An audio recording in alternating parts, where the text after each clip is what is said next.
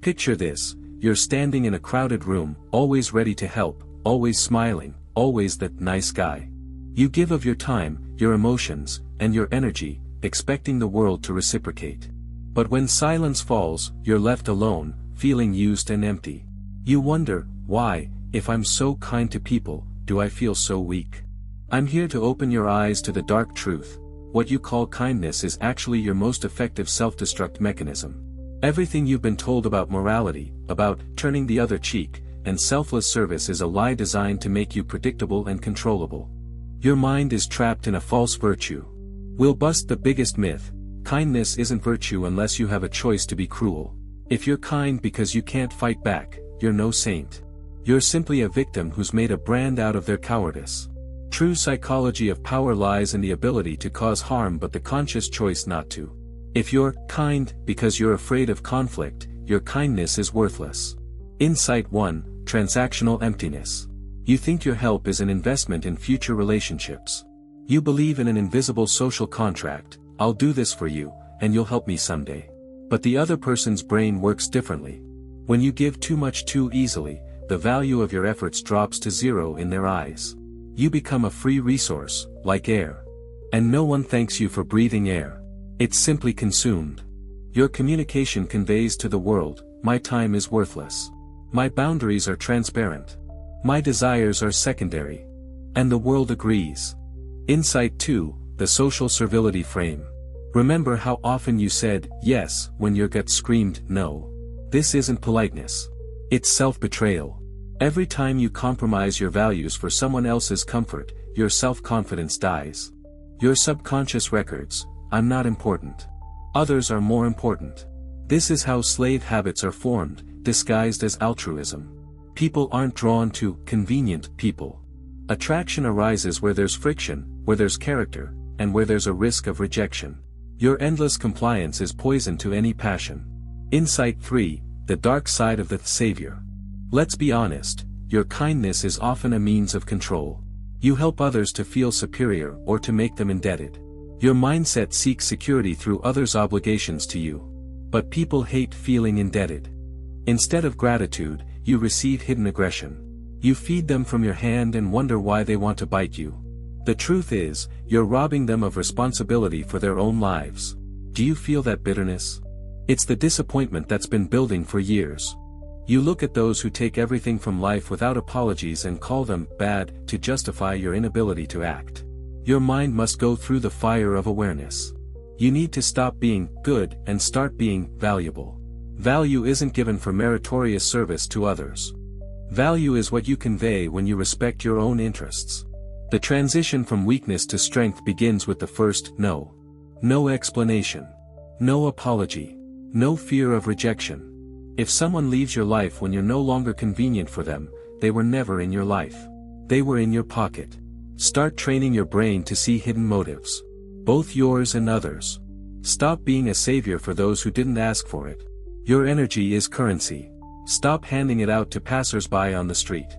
True confidence is born in solitude, when you realize you don't need the crowd's approval to feel worthy. Your relationships will only be healthy when you're willing to give them up at any moment to preserve your integrity. Your kindness should become a sword, not a shield. A tool you use only when you want to, not when someone demands it. You are not a servant of this reality. You are the architect of your own path. Leave the role of sacrificial lamb to those who are afraid to live. Your mind is now free from the dictates of others' expectations. Remember, the world respects not those who can't strike, but those who keep their hand on the hilt of the sword but remain calm. Reclaim your rage. Reclaim your boundaries. Reclaim your right to be selfish in a world that will not spare you if you don't. This is your awakening. Your power is no longer locked behind the bars of politeness. Be dangerous, but control your darkness, only then will you become truly kind. Your thinking must restructure itself to the new architecture of reality.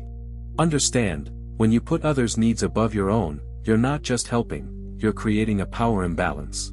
You're teaching others that your resources are inexhaustible and your feelings are irrelevant. Look at your habits. How often do you justify simply minding your own business? This is a subconscious desire to atone for the guilt of your own existence.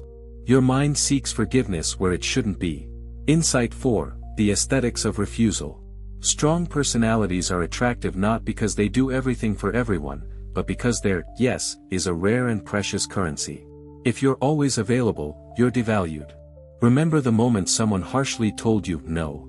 In that second, you felt not only hurt but also a grudging respect for their boundaries. This person controls their own space. And you're a public thoroughfare where anyone can leave their trash. Your emotions are fuel. When you waste them solving other people's problems, which they foolishly created for themselves, you rob yourself of your future. Your brain suffers from a lack of focus on its own goals. Insight 5, Authority Deficit Syndrome.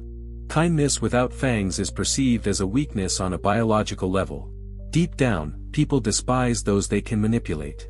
Even those who take advantage of your kindness secretly disrespect you. Your communication needs to change. Fewer words, more action.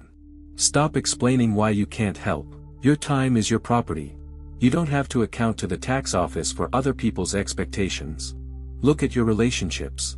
If they're built solely on you constantly helping out, it's not friendship or love. It's parasitism.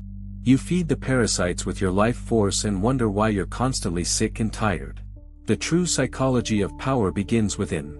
You need to learn to withstand other people's discontent. Let them be angry. Let them be offended.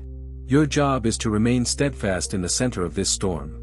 When you stop being nice, you'll finally see who your true friends are. Half your circle will evaporate the moment you close the free bar of your resources. And that will be the best cleansing of your life. Your confidence will begin to grow on the ruins of your old reputation. People will stop calling you nice and start calling you powerful. It's a price worth paying. Your mind now sees the truth. Kindness is a luxury only the strong can afford. A weak person isn't kind, they're simply harmless. There's a huge difference between being a rabbit and being a lion who decides not to eat rabbit today. Stop apologizing for your ambitions. Your desire to have more, to be taller, and stronger is natural.